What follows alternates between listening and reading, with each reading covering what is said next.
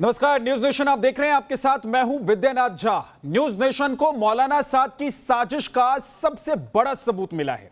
कैसे मरकज का यह मौलाना देश के खिलाफ साजिश रच रहा था।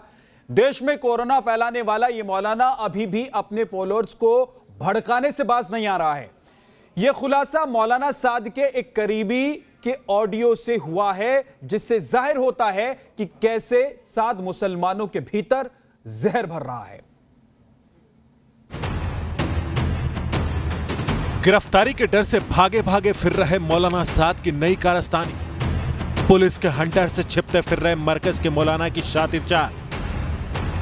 न्यूज नेशन को मिला मौलाना साद की साजिश का एक और सबूत। करीबियों के जरिए मौलाना की देश विरोधी चाल। जिस मौलाना साद ने देश भर में कोरोना बांटने का पाप किया, जिस मरकज के मौलाना ने हिंदुस्तान के कई शहरों में कोरोना जैसी महामारी का वायरस बांटा, वो शातिर मौलाना अब भी अपनी हरकतों से बाज नहीं आ रहा है। पुलिस के डर से छिपता फिर रहा मौलाना लगातार देश विरोधी ऑडियो जारी करवा रहा है। अपने जमातियों के बहाने हिंदुस्तान के खिलाफ मौलाना साद एक और बड़ा षड्यंत्र रच रहा है। गिरफ्तारी के डर से बिल में छिपने वाला मौलाना अब अपने फॉलोअर्स को भड़काने से बाज नहीं आ रहा है। अपने जमातियों को खुलेआम गुमराह कर रहा है। न्यूज नेशन को मौलाना साद के एक बेहद करीबी का नया ऑडियो मिला है। इस ऑडियो में साद अपनी गलती मानने की बजाय समर्थकों को भड़का रहा है। अल्लाह रब्बुल इज्जत ने कुरान करीम में वादा फरमाया है, दीन को हमने उतारा है और दीन की हिफाजत भी हम खुद करेंगे। शायद सबको ये बातें हजम ना होगी, लेकिन मैं जानता हूँ हजरत जी मौलाना साद साहब अमीर आलम शेखुल हदीस वली कामिल अल्लाह अरे खानवाले सिद्दीक हैं। अबू बकर की दुआओं का नतीजा है रजी अल्लाह तआला अन्हु। उनकी नस्ल है सिद्दीक अकबर रजी अल्लाह तआला, उनका खानदान है, उनके दुआओं का समरा है। हजरत जी मौलाना इलियास रहमतुल्लाह अलैह की दुआओं का समरा है। इतनी कमजोर दुआ तो नहीं होगी यार गार की। अल्लाह के वली है इस जमाने के। अगर किसी ने छेड़ा है तो खुद अल्लाह के साथ उसने ऐलान जंग की है। कोई बात नहीं, हमें परेशान होने की जरूरत नहीं। अल्लाह खुद निमटने के लिए काफी। हम किसी के लिए बद्दुआ नहीं करते, हम तो सबके लिए खैर की दुआ करेंगे। लेकिन इतनी बात समझ लें, हम साथियों को क्या कहना है, क्या करना है, सब्र से काम लेना है। इंशाल्लाह अल्लाह रब्बुल इज्जत हम सबको अमल करने की तौफीक अता फरमाए। वमा अलैना इल्लल बलाग। ये ऑडियो साद के करीबी हजरत मुफ्ती महफूज कासमी का है। साद अपने खिलाफ दर्ज हुए केस को पूरे इस्लाम के खिलाफ केस बताकर तबलीगी जमातियों को भड़काने की साजिश रच रहा है। न सिर्फ वह मुसलमानों के मन में जहर भरने की कोशिश कर रहा है, बल्कि उसने करीबियों के जरिए खुद को खुदा का वली तक घोषित करवा दिया है। शायद सबको ये बातें हजम ना होगी, लेकिन मैं जानता हूँ हजरत जी मौलाना साद साहब अमीर आलम शेखुल हदीस वली कामिल अल्लाह अरे खानवाले सिद्दीक हैं। अबू बकर की दुआओं का नतीजा है रजी अल्लाह तआला अन्हु। उनकी नस्ल है सिद्दीक अकबर रजी अल्लाह तआला, उनका खानदान है, उनके दुआओं का समरा है। हजरत जी मौलाना इलियास रहमतुल्लाह अलैह की दुआओं का समरा है। इतनी कमजोर दुआ तो नहीं होगी यार गार की। अल्लाह के वली है इस जमाने के। अगर किसी ने छेड़ा है तो खुद अल्लाह के साथ उसने ऐलान जंग की है। कोई बात नहीं, हमें परेशान होने की जरूरत नहीं। अल्लाह खुद निमटने के लिए काफी। हम किसी के लिए बद्दुआ नहीं करते, हम तो सबके लिए खैर की दुआ करेंगे। लेकिन इतनी बात समझ लें, हम साथियों को क्या कहना है, क्या करना है, सब्र से काम लेना है। इंशाल्लाह अल्लाह रब्बुल इज्जत हम सबको अमल करने की तौफीक अता फरमाए। वमा अलैना इल्लल बलाग। जैसे जैसे वक्त बीत रहा है, मौलाना साद के पापों की दुनिया के राज से पर्दा उठ रहा है। इस मौलाना ने न सिर्फ मरकज के नाम पर देश के खिलाफ बड़ी साजिश को अंजाम दिया, बल्कि हवाला रैकेट से लेकर कई ऐसे गुनाह किए हैं जो उसके काले साम्राज्य की पोल खोलने के लिए काफी है। T news nation. 125 अकाउंट्स यानी कि बैंक खाते, करोड़ों रुपए की लेन देन। ये पैसे कहां से आते थे, कहां चले जाते थे। 24 घंटे के भीतर करोड़ों रुपए इधर से उधर हो जाते हैं। और इसके बारे में जानकारी अब साद या उससे जुड़ा हुआ कोई आदमी देने को तैयार नहीं है। सवाल यह है कि आखिर इन पैसों का इस्तेमाल मौलाना साद किस चीज के लिए करता था, किस काम के लिए करता था। और बड़ी बात यह भी कि क्या अल्लाह के नाम पर अब छुपने की कोशिश कर रहा है मौलाना साद। क्या अपने सहयोगियों के जरिए ऑडियो टेप जारी करवाकर वो मुसलमानों को भड़का रहा है, देश को बरगला रहा है। ये तमाम सवाल हैं जिस पर हम बात करेंगे। हमारे साथ कुछ हमारे खास मेहमान हैं। सबसे पहले उनका परिचय आपसे करवा देता हूं। वेद भूषण साहब हैं हमारे साथ, रिटायर्ड एसीपी दिल्ली पुलिस। बहुत बहुत स्वागत है सर आपका। अंबर जैदी पॉलिटिकल एनालिस्ट हैं, बहुत बहुत स्वागत है अंबर जैदी आपका भी। मुफ्ती वजाहत कासमी साहब हैं, इस्लामिक स्कॉलर हैं, बहुत बहुत स्वागत है आपका। मुजब्बिर रहमान साहब हैं, तबलीगी जमात के सदस्य, और शहदाब चौहान, इस्लामिक स्कॉलर। सबसे पहला सवाल मुजब्बिर रहमान आपसे कि आखिर ये अल्लाह का वली हैं क्या मौलाना साद? इन लोगों के पर्सनल व्यूज हैं, मैं उस पर कोई कमेंट नहीं करूंगा। आपको क्या लगता ये मेरा है? व्यू नहीं है, ये मेरा व्यू नहीं है, ना ये मौलाना साद साहब का व्यू है। ये लोगों का पर्सनल व्यू है, लोग क्या कहते हैं, क्या समझते हैं, किस तरीके से देखते हैं, ये उनका सोच है, उनके साथ है। आप क्या मानते हैं मौलाना साद को? नहीं नहीं, मैं नहीं मानता। आप क्या मानते हैं मौलाना साद को? मैं एक मौलाना मानता हूँ, एक अमीर मानता हूँ जमात का। आपको लगता है कि वो मुसलमानों की खैरियत के लिए, मुसलमानों की अच्छाई के लिए काम कर रहे हैं? हाँ, ये मैं मानता हूँ, अच्छाई के लिए काम कर रहे हैं। 2 सालों से जमात काम कर रही है अच्छाई। अल्लाह के अच्छा संदेश इंसान को लोगों बनाने तक की पहुंचा रहे हैं, आपको अच्छा- लगता है? नहीं, अल्लाह का संदेश तो बाद में वो पहुंचा रहे हैं। सबसे पहले वो लोगों को एक अच्छा इंसान बनाते हैं। एक अच्छा इंसान ही सबसे पहले रिक्वायर्ड है सोसाइटी को, समाज, एक फैमिली, और खुद अपने ऊपर एक उद्धार है अच्छा इंसान बनना। तो जमात जो है लोगों को अच्छा इंसान बनाती है, जमात इंसान बनाती है और कोरोना फैलाती है। अच्छा इंसान नहीं, कभी नहीं फैलाया कोरोना। ये सब अफवाह है, कहने की बातें हैं। सब पानी हो जाएगा जब इन्वेस्टिगेशन होगा। इन्वेस्टिगेशन होगा तो पता चल जाएगा, लेकिन अभी तो पता चला है। आंकड़े ही बता रहे हैं कि देश के अलग अलग हिस्सों में आपके मौलाना साद की वजह से कैसे कोरोना फैल गया है। इस पर बात करेंगे, आपसे सवाल कोरोना करूंगा तो मैं। सबकी वजह से फैला है, कोरोना सबकी वजह से फैला है। सिर्फ साद साहब नहीं, कोरोना धर्म देखकर नहीं आता है। मौलाना साद ने हिंदुस्तान के 17 अंदर राज्यों में, देश के 17 राज्यों में जमातियों को भेज दिया, वहां पर कोरोना फैल गया। क्या ये आंकड़े झूठे हैं? क्या ये बातें गलत है? मैं आपको बता दूं, ये एक हादसा है। जमातें चलती हैं, लोग भी चलते हैं। 17 राज्य क्यों, मैं कहता हूं हिंदुस्तान के हर राज्य के अंदर आज की तारीख में कोरोना है। क्या हजारों किसी ने लोगों को पहचान दिया तो कोरोना को नहीं, जमात के क्या पीछे हजारों नहीं लोगों लगा को कि एक जमात जगह के लोग इकट्ठा हैं। करना, फिर उनको देश के अलग अलग हिस्सों में भेज देना, ये हादसा है, ये दुर्घटना है। लोगों को भी कोरोना हुआ है, सब जगह कोरोना है। कहां पर किसको कोरोना नहीं है? किस धर्म के लोगों को कोरोना नहीं है? हर धर्म के लोगों को कोरोना है। कोरोना तो धर्म उसको देखकर आप होता जमात नहीं से ना। जोड़ दें कि इनको इसीलिए है कि धर्म आप देखकर इनका कोरोना गुनाह नहीं इसलिए होता। है क्योंकि ये जमात के हैं। सुनिए, एक मिनट में सुन लीजिए। इनको आप सिर्फ ये कह दें कि इनको आप ये मुजरिम सिर्फ इसलिए है क्योंकि ये जमात के हैं, बाकी लोगों को आप हादसा कह दें। बस किसी को भी हो सकता है कोरोना, जमात के लोगों को भी हुआ है, बाकी लोगों को भी हुआ है। जैसे ये कोरोना का शिकार है, वैसे बाकी लोग भी कोरोना का शिकार हैं। चलिए ये बता दीजिए कि 125 अकाउंटों में जो करोड़ों रुपए आते थे वो इधर से उधर कहां चले जाते थे? आपको तो सब पता है कि कोरोना कैसे हुआ, धर्म को देखकर हुआ, लोगों को देखकर हुआ। तो ये भी बता दीजिए कि 125 अकाउंट में जो पैसे आ रहे थे वो कहां चले जा रहे थे, किस चीज के लिए इस्तेमाल हो रहे थे?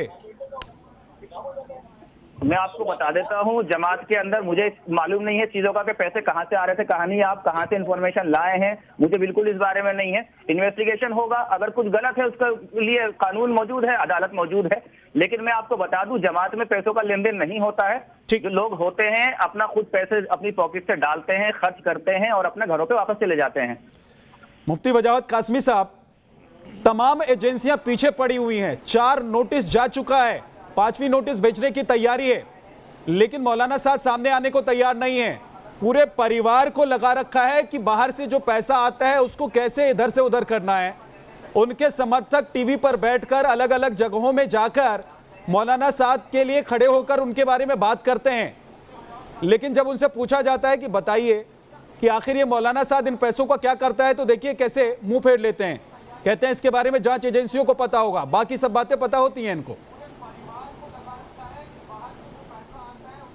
आली जनाब, जो वीडियो आपको पहुंची है और आपने अपने ऑडियो अपने अभी चैनल्स पर चलाई है जी,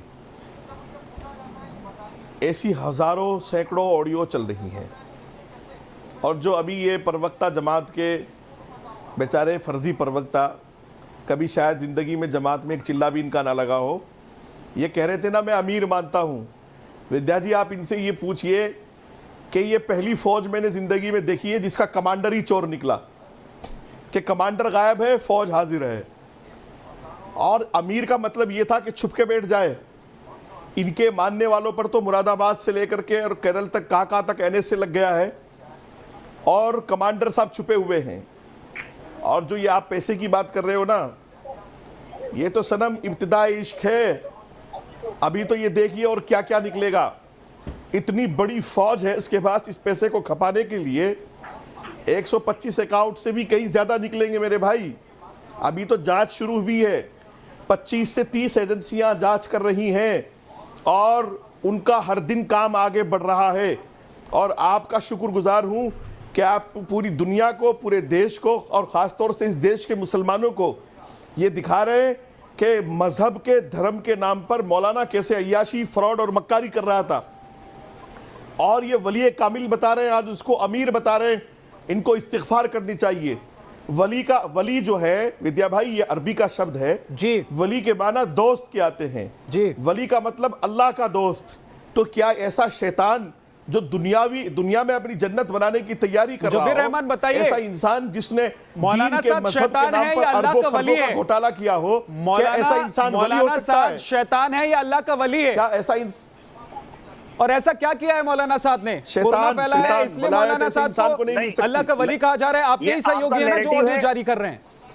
नहीं, ये आप मैंने आपको पहले ही बता दिया, ये उनके व्यूज है भाई। जो लोग, ये फर्जी लोग हैं, ये फर्जी लोग हैं, इनको दीन इस्लाम की समझ ही नहीं है। हिंदुस्तान में लोग तो इंसानों को भगवान मान लेते हैं। अरे इनको दीन इस्लाम की समझ शैतान मानते हैं कि नहीं मानते? बताइए। आप विद्या जी इनसे ये पूछिए, मुजीबुर रहमान रहमान से साहब ये बताइए कि मौलाना साहब को शैतान मानते हैं कि नहीं मानते हैं? यहाँ पर नदवे का नाम बदनाम कर रहे हैं कासमी साहब यहाँ पर। मौलाना साहब को शैतान मानते हैं आप कि नहीं मानते हैं? नहीं, क्या चीज? मौलाना साहब को शैतान मानते हैं कि नहीं मानते हैं? मैं क्यों? कासमी साहब कह रहे हैं कि वो तो शैतान है। कासमी साहब को कहने दीजिए। मैंने कहा ना, हजारों आदमी है लोग या इंसानों को भगवान कहते हैं, शैतान कहते हैं, उनकी मर्जी है, कहते रहने दीजिए। मैं किसी के अरे विद्या जी इनसे ये पूछिए वली किसको कहते हैं? वली का मतलब क्या है? भाई आप कहिए, कुछ भी कहिए। मैंने आपको पहले कह दिया, मैं वली नहीं मानता, मैं अमीर मानता हूं उनको जमात का, मैं उनका एक अच्छा इंसान मानता हूं, खत्म बात। अब आप क्या माने, हमको वली माने, शैतान माने, किसको कहते हैं बताइए भाई। हम किसी के मुंह में जुबान नहीं रखने जा रहे हैं। नेशन के व्यूअर्स को बता दीजिए अमीर किसको कहते हैं? अमीर कहते हैं लीडर को। आपको नहीं मालूम? आप इनसे ये पूछ लीजिए अमीर किसको कहते हैं? आप देवबंद से फारिग हैं, आपको नहीं मालूम? आप देवबंद की, अरे जिस देवबंद की आप बात कर रहे हैं, जिस देवबंद की आप बात कर रहे हैं, उन्होंने तो फतवा जारी किया था, माफी मांगनी पड़ी थी, माफी मांगनी पड़ी थी मौलाना साहब को। इसको कहते हैं गायब अमीर बनाने की शराइत क्या है? अमीर बनाने की शराइत क्या है? ये तक तो आपको पता नहीं है। आप जाहिल लोग हो, जाहिल लोग हो और ऐसे शैतान की हिमायत करने लगे तो सारे मुसलमानों को जलील करवाने के लिए। अगर वो कासमी साहब को नहीं मिल रहा है, कासमी साहब को टाइम नहीं दे रहे, कासमी साहब का फोन नहीं उठा रहे, तो इसका मतलब ये है कि आप उनको कहेंगे तो मुझे क्या जरूरत है? मैं तो शक्ल भी देखना नहीं चाहता।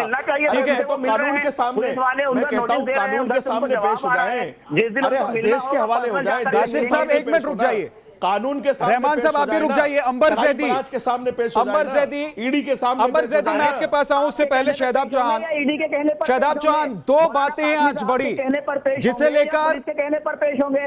एक सेकंड रुक जाइए सर, आप एक सेकंड, मुजब्बिर रहमान रुक जाइए, हो गया।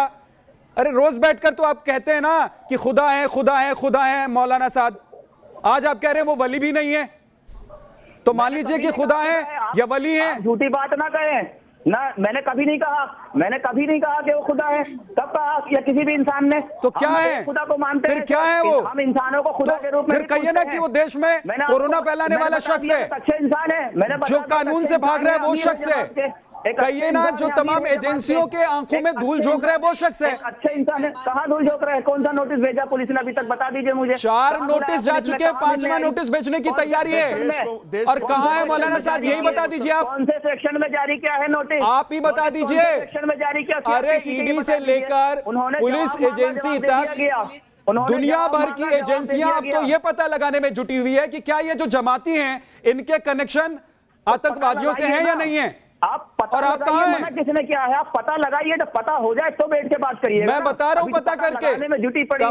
तमाम एजेंसियां अब ये पता लगाने की कोशिश में जुटी हुई हैं कि आखिर ये जो इतना बड़ा फंड आ रहा था वो किसके लिए आ रहा था और क्यों आ रहा था। कोशिश पूरी हो जाए। क्या ये अय्याशी के लिए आ रहा था? क्या मौलाना साहब की अय्याशी के लिए आ रहा था? ये पूरी हो जाएगी, जब उनकी कोशिश पूरी हो जाएगी, वो किसी निष्कर्ष पर निकलेंगी तो बैठ के शहदाब चौहान दोबारा। इतने पैसे का क्या करते थे मौलाना साहब? देखिए विद्यानाथ जी, मैं आपको बताऊं कि बैंक में अगर कोई पैसा आता है, चाहे 100 अकाउंट हो चाहे 150 अकाउंट हो, तो वो बहुत आसानी से उसकी जांच हो सकती है। लेकिन सवाल ये पैदा होता है कि जिस तरीके से फ्रेम करने का प्रयास किया जा रहा है सर, कि जांच तो हो ही रही है, मैं कह रहा हूं जांच तो हो ही रही है, लेकिन ये बताइए ना कि अगर करोड़ों रुपए आ रहे हैं 24 घंटे के भीतर अलग अलग अकाउंट में वो पैसे भेज दिए जाते हैं, उन पैसों का इस्तेमाल अलग अलग तरीके से किया जा रहा है, तो भाई क्या हो रहा था देश में ऐसा कि करोड़ों रुपए आ रहे थे, 125 अकाउंट में भेजने पड़ रहे थे, उन 125 अकाउंटों से अलग अलग जगहों पर उसको निकालने की कोशिश होती थी, वो भी 24 घंटे के अंदर, और ये फंड का मुखिया, उसका परिवार, उसके परिवार के जो सदस्य हैं, वो तमाम लोग इसी बात में लगे रहते थे। आखिर क्या करते हैं इतने पैसों का ये लोग? हिंदुस्तान में ऐसी कौन सी सड़कें बना रहे हैं, कौन सा मोहल्ला, कौन से लोगों तक ये पैसा पहुंचा रहे हैं? विद्यानाथ जा, मेरी बात सुनिए। जिस तरीके से आप वजाहत कासमी और इस सब लोगों को सुना, 30 सेकंड मेरी बात सुन लीजिए। मैंने ये बात कही है कि अभी तक दिल्ली पुलिस ने एक बार भी अपने आधिकारिक बयान में ये नहीं कहा कि मौलाना आजाद साहब फरार हैं या छिपे हुए हैं। ना आज तक 91 का नोटिस दिया गया। मैं उनका प्रवक्ता नहीं, लेकिन इस बात को कह सकता हूं कि आपके चैनल पे बैठकर जो ये शैतान बता रहा है उनको, ये आरएसएस के टुकड़ों पे पलने वाला जोकर, ये वजाहत कौन है? ऐसे लोगों को बिठाकर ये किस भाषा का स्तर है? ये पूरी तरीके से फ्रेम किया जा रहा है। ये स्तर भी तो आप बताइए ना देश को, शादाब चौहान, ये स्तर भी तो बताइए ना कि जब पुलिस कह रही है कि आप आइए, हाजिर होइए, आपके खिलाफ कानूनी कार्रवाई होगी, आप सामने आइए, आप कोरोना टेस्ट कराइए और कोरोना टेस्ट की रिपोर्ट भेजिए। बताइए एंकर साहब, पुलिस कैसे बुलाती है? पुलिस क्या कौन से सेक्शन में नोटिस देती है? पुलिस ने कौन सा नोटिस दिया है? 41A का नोटिस देना पड़ता है। शादाब चौहान, मैं नहीं, आज देश को बताइए आप कि 4 नोटिस भेजने के बाद अगर पुलिस के सामने कोई हाजिर नहीं हो तो उसको क्या कहा जाए? क्या वो कानून का पालन कर रहा है? वो धर्मगुरु है क्या आपका? बिल्कुल विद्यानाथ जा, ये स्पष्ट है कि उन्होंने हर नोटिस का जवाब दिया है। कोई भी उन पे हाजिर होने का नोटिस कोई नहीं आया। दिल्ली पुलिस ने आज तक उनको भगोड़ा नहीं कहा है। ये पूरी तरीके से प्लानिंग है। उन पर जो चार्जेस है, मैं वेदभूषण साहब को ला रहा हूं, एक सेकंड। वेदभूषण साहब, आप बताइए जरा कि ये कानूनी कार्रवाई कैसे होती है? दिल्ली पुलिस तो कह रही है कि 4 बार नोटिस भेज चुके हैं, हाजिर नहीं हो रहा है मौलाना साहब, ना कोई जानकारी दे रहा है, ना ये बता रहा है कि कहां है, ना कोरोना टेस्ट करा रहा है। उनके सहयोगी बैठकर कह रहे हैं कि ये तो कानूनी है ही नहीं प्रक्रिया। जी विद्यानाथ जी, अभी मैं आपके चैनल पर बात सुन रहा था, वो कहते हैं चने के साथ घुन पिसता है। जो इस देश के अच्छे मुस्लिम है, मैक्सिमम अच्छे मुस्लिम हैं, उनको इस तरह मौलाना के साथ की तरह के लोगों से परेशानी हो रही है। मौलाना साद दिल्ली पुलिस के लिए, इस देश के कानून के लिए, इस देश की अदालतों के लिए आज वो एक अपराधी हैं। उनके खिलाफ नॉन बेलेबल सेक्शन का मुकदमा 304 में दर्ज है। बाकी जो इन्वेस्टिगेशन अलग अलग डिपार्टमेंट द्वारा की जा रही है वो अलग है। आज की डेट में मोस्ट वांटेड साद हैं जो वीडियो ये चाहते हैं कि दाऊद इब्राहिम और हाफिज सईद और मोहम्मद नाइक की तरह उनको भी एक लाइन में शादाब चौहान को और मुजब्बिर रहमान को ये भी समझा दीजिए, बता दीजिए कि क्या कानून का मुजरिम है या नहीं मौलाना साहब? मैं धारा बताता हूं अभी उनको मुझे नहीं लगता मुजब्बिर जो आपके वकील साहब बैठे हुए हैं ये शायद कानून को जानते भी नहीं है, सेक्शन भी गलत बता रहे हैं। उनको 91 सीआरपीसी के नोटिस गए हैं और उनको बता दें 41 जो इसका नाम ले रहे थे 41 सीआरपीसी, उनके खिलाफ नॉन बेलेबल मुकदमा दर्ज है, उसमें नोटिस नहीं दिया, सीधा अरेस्ट होगी। अब आप इंतजार कीजिए उनके अरेस्ट होने का। इससे पहले दिल्ली शहर के अंदर इससे करेंगे। अरे आप रुकिए, जेल भी जाएंगे, उनको बचा नहीं पाओगे। आप जैसे वकील उनका भट्टा बैठा देंगे। यदि आप जैसे वकील उनको मिल गए इस अदालत में वो सजा में चले जाएंगे। आप जैसे वकील यदि उनको मिल गए तो उनके केस का भट्टा बैठा देंगे। और मैं आपको बताता हूं दिल्ली की बात, दिल्ली शहर के अंदर अब्दुल्ला बुखारी जो इस देश के सबसे बड़े इमाम माने जाते हैं, आप सुनिए, इस देश के सबसे बड़े जो इमाम हैं उनके खिलाफ मुकदमा दर्ज हुए थे, वो कभी भी पुलिस से नहीं छिपे। वो क्यों छिपे हुए हैं? क्या वो भागना चाहते हैं मलेशिया? क्या वो पाकिस्तान भागना चाहते हैं? क्या वो सऊदी अरब भागना चाहते हैं? क्यों नहीं आते कानून के सामने? बहुत वो चिंतन केवल की एक बात है, अपराधी बहुत हैं, गंभीर विषय दिल्ली है। पुलिस के लिए इन एक 6 अपराधी सालों हैं, में आपने वो देश दिल्ली को पुलिस जिस के लिए स्तर पर अपराधी ले हैं। जाके मुझे खड़ा नहीं कर लगता दिया आपके है, वकील ये की बात या बहुत कोई ही आर्गुमेंट गंभीर की बात सिचुएशन कर रहे के अंदर हैं। आपने उनके जाके खड़ा खिलाफ कर दिया। मुकदमा दर्ज है, उनको सामने आना चाहिए, अपने आप को पेश करना चाहिए। क्यों नहीं पेश करते हैं? क्या वो कुलदीप सेंगर ने पेश किया शादाब था, चौहान, मोस्ट वांटेड ठीक है सर। दाऊद इब्राहिम बनना वेद चाहते भूषण हैं? साहब, क्या आपने वो अपनी बात पाकिस्तान पूरी जाना कर दी चाहते है, हैं? पूछिए आपने उनसे। समझा दिया है कि क्या आपको कानूनी नहीं तौर पता। तरीका है, आपको लगी है कानूनी तौर तरीका क्या है और कैसे जो पैसे कानून का इकट्ठे किए- गुनहगार हाँ, विद्यानाथ जी, मौलाना 2 साद मिनट और भागता लूंगा। फिर रहा है, ये पूरा विद्यानाथ जी, देश मैं देख भी रहा है। मैं 30 सेकंड और लूंगा शादाब चौहान आपके। सर बोलिए। विद्यानाथ जी, मैं आधा सेकंड और लूंगा। बोलिए सर। विद्या जी, देखिए, जो सऊदी अरब से जो पैसा आता है मिडिल ईस्ट कंट्रीज से, 3 तरह से पैसा आता है, खैरात, जकात और जमात के रूप में 3 तरह से पैसा आता है। वहाँ के जो बड़े बड़े शेख हैं जो ऑयल प्रोड्यूस करते हैं, सैकड़ों हजारों करोड़ रुपए के डॉलर के बिजनेस करते हैं, वो यहाँ पर दान देते हैं, जिस वजह से सारा पैसा ये लोग, इस तरह के लोग जो मोस्ट वांटेड क्रिमिनल है, इकट्ठा करते हैं, उनको गुमराह करते हैं और इस देश को लूटते हैं। और लोग ये बेचारे जो अनपढ़ लोग हैं, जिनकी कोई शिक्षा नहीं है, पूछिए से मौलाना साद को कौन सी यूनिवर्सिटी में पढ़कर आए, कौन से पब्लिक स्कूल से पढ़े, क्या उनकी जानकारी है? केवल उनको इस्लाम के बारे में जानकारी होती है। अच्छे मुस्लिम होते ना, तो अच्छे मुस्लिम होते, अच्छी मुस्लिम होते तो वो देश के कानून को मानते। वो मुस्लिम है ही नहीं। मुझे तो उनके शक है कि मुस्लिम है भी या नहीं है। मुझे उनके मुस्लिम होने पर शक है। मुझे उनके मुस्लिम होने पर शक है, वो मुस्लिम है ही नहीं। यदि वो अच्छे मुस्लिम होते तो इस देश के सामने आते, इस देश की जनता को पेश करते, इस देश के कानून को मानते। वो किसी कानून को नहीं मानते हैं। वो भगोड़े हैं, इस देश के मोस्ट वांटेड है। वो भगोड़े हैं, वो अपराधी है, वो अपराधी है। ठीक है, नहीं मानेंगे। वेद भूषण साहब आपकी बात नहीं मानेंगे, रहमान आपको न शादाब चौहान मानेंगे, न मुजब्बिर रहमान मानेंगे। आपकी बात नहीं मानेंगे कानून का क्योंकि ये वो मुजब्बिर रहमान कोई वकील नहीं है। सर, आपकी बात नहीं मानेंगे ये लोग। कोई वकील है सर, आपकी बात नहीं मानेंगे, न सुनेंगे, न देश की बात भी सुनेंगे, न देश के लोगों की बात सुनेंगे, क्योंकि तमाम लोग, तमाम वो पत्रकार, तमाम वो टीवी चैनल, तमाम वो अखबार या तमाम ऐसे लोग जो मौलाना साद के खिलाफ बोल रहे हैं, वो इनको खराब लगते हैं, बुरे लगते हैं, ये नहीं मानेंगे। अंबर जैदी बहुत देर से इंतजार कर रही हैं। अंबर जैदी बोलिए। देखिए, यहाँ पे हमने शुरुआत में देखा कि ऑडियो में जिस तरीके से मौलाना साहब ने मौलाना साहब को वली अल्लाह कहा गया। हम सब जानते हैं, आप शायद उतने, मुझे नहीं पता कितने लोग जानते हैं वली अल्लाह का मतलब। वली अल्लाह का मतलब अल्लाह का दोस्त, जो अपने पूरे अपनी जिंदगी, अपनी ख्वाहिशात, अपने नफ्स को अल्लाह अंबर जैदी, वही तो मैं पूछ रहा हूँ और इसी से मैंने इसी सवाल से मैंने डिबेट को शुरू किया था कि क्या अल्लाह का वली मौलाना साद जैसा इंसान हो सकता है जो कोरोना फैलाता है, जो लोगों को बरगलाता है, जो हेट स्पीच डालता है अपने वेबसाइट्स पर? ऐसे इंसान को जो एक नॉर्मल अच्छा इंसान नहीं है, जो इंसानियत का और देश का गुनाहगार है, कानूनी जो टैक्स चोरी करता है, जो अवैध निर्माण करता है, जो हजारों करोड़ों का हवाला करता है, हजारों लाखों करोड़ों की हेराफेरी करता है, ऐसे इंसान को आप वली अल्लाह बोलते हैं। आपको कम से कम इतनी शर्म आनी चाहिए। वो लोग जो ऐसे टर्म्स का समर्थन कर रहे हैं, ऐसे टाइटल्स का समर्थन कर रहे हैं मौलाना साद के लिए, जो कानूनी तौर से गुनाहगार है और इंसानियत का भी गुनहगार है, तो उसको आप वली अल्लाह बोलते हैं। यहाँ पे आके बोलते हैं आप गुनहगार कह रही हैं, मगर अच्छे मुजब्बिर रहमान और शादाब चौहान को लगता नहीं कि वो गुनहगार हैं? वो तो कह रहे हैं कि पुलिस उन्हें ढूंढ ही नहीं रही है, पुलिस चाहेगी जब पकड़ लेगी। सर्टिफिकेट नहीं देगी, अनामिका जैन का सर्टिफिकेट नहीं चाहिए। हमें अनामिका जैन से कुछ नहीं सुनना, ये लोगों से हमें मजहब या सब सीखने की जरूरत नहीं है। बात न्याय की और अदालत तय करेगी कौन गुनहगार है। अनामिका जैन तो तय नहीं करेंगी, अदालत तय करेगी कौन गुनहगार है। यहाँ पे कोई अनामिका जैन नहीं है। मेरा नाम अंबर जैदी है और सीधी सी बात, अनामिका जैन ऑडियो जारी किया लोगों को बोल रहा हूँ कि अदालत तय करेगी। आप ये बताइए, शादाब जी, एक तो अनामिका जैन नहीं, अंबर जैदी हैं। लोगों को ये बोला ना कि पहले अपनी 5 वक्त के नमाज़ी हैं, तो थोड़ी सी अपनी जानकारी ठीक कर लीजिए।